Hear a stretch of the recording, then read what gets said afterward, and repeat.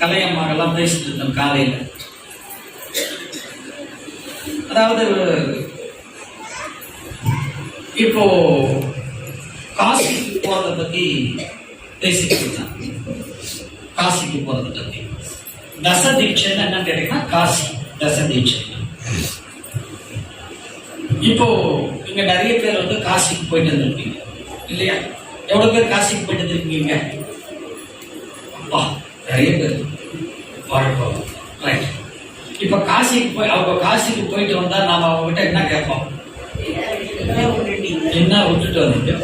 இதுதான் நம்ம கேட்போம். நாம அதைதான் கேட்போம். நம்ம நிலைமை அதானே. நாம என்ன சொல்றோம்? எனக்கு ஏற்கனவே கத்திரிக்காய் பிடிக்காது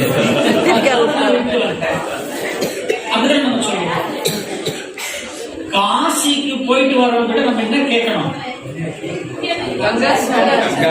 கங்கையில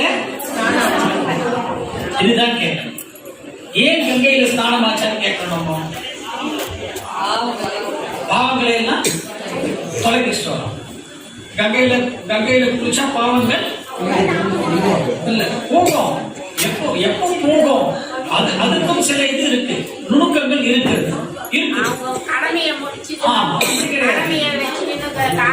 கடமை வச்சுக்கிட்டு போகலாம். ஆனால் வள்ளலார் என்ன சொல்றார் அப்படின்னு கேட்டீங்கன்னா, ஸ்மரணா என்னும் பாவம் அனைத்தையும் நாசம் செய்திடும் வாரணாசியே.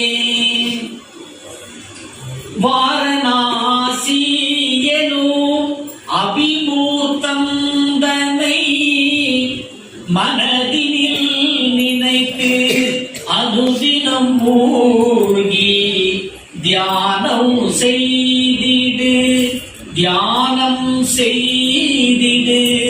அபிமூர்த்தம் என்னும் வெற்றி கண்டினை. ஸ்மரணா என்னும் பாவம் அனைத்தையும் நாசம் செய்திடும் வாரணாசியே.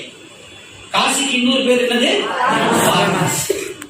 அப்ப காசியில போய் ஸ்மரணான்னு சொல்லிட்டு 3 முறை நோக்கணுமா காசியில? ஸ்மரணா யாரு? ஸ்மரன் என்றால் அழிப்பவன் அர்த்தம், டெஸ்ட்ராயர், ருத்ரன். அப்ப காசியில நம்ம வந்து ஒரு முறை ஸ்மரணான முக்கிய எழுதல்னா முன்னோர்கள் செய்த சஞ்சித கர்மத்திலிருந்து நமக்கு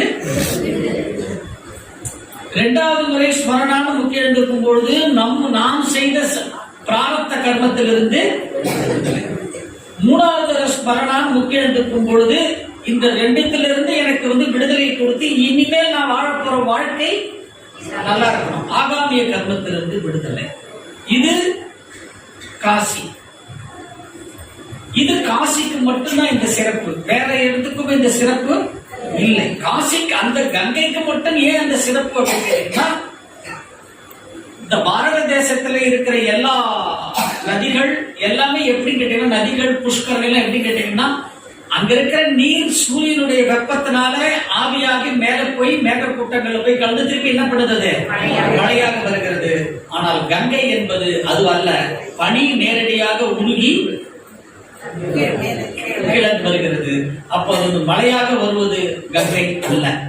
அதனாலதான் அதுக்கு மட்டும் அவ்வளவு ஒரு, ஏன்னா அதுல வந்து காப்பர் கண்டென்ட் வந்து அதிகம். அதனால அதுக்கு அவ்வளவு ஒரு சிறப்பு அந்த நீருக்கு சயின்டிபிக்காவே இருக்கிறது. அப்போ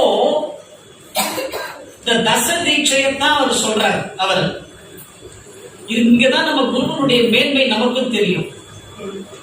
அப்போ வாரணாசி என்னும் அபிமூர்த்தம் தன்னை, வாரணாசினா அந்த காசி என்ன, அபிமூர்த்தம் என்றால் ஆறு அர்த்தம், ரிவர், பிரவாகம்.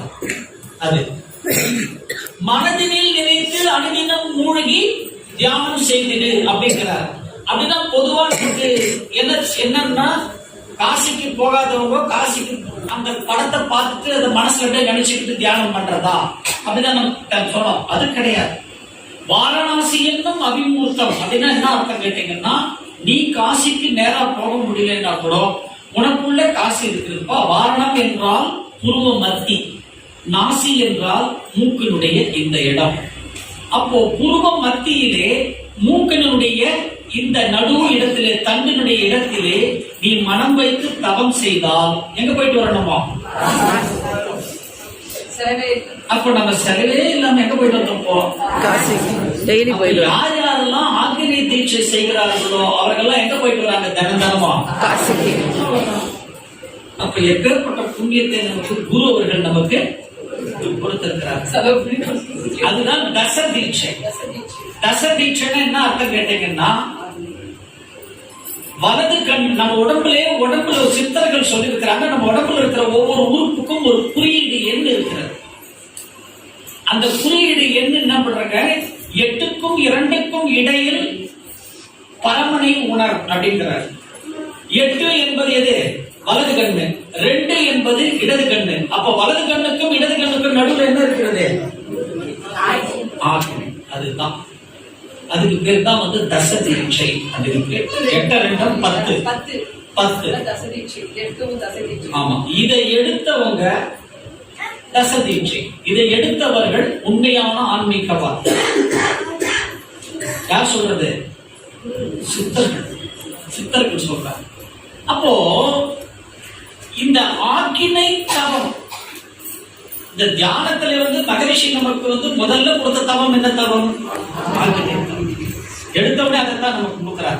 அப்ப இந்த ஆக்கினை தவத்தை நமக்கு மகரிஷி எடுத்த உடனே கொடுக்கிறார். பாருங்க, ஆக்கினை தவம்னா நாம என்ன நினைக்கிறோம்? மகரிஷி வந்த உடனே ஆக்கினை டச் கொடுத்துட்டாங்க அப்படின்னு நம்ம சொல்லிடுறோமே. இந்த ஆக்கினை தவத்தினுடைய சிறப்பு உலகத்திலேயே ஒரு சிறந்த தவம் ஒன்று இருக்குதுன்னா என்ன தவம் அது?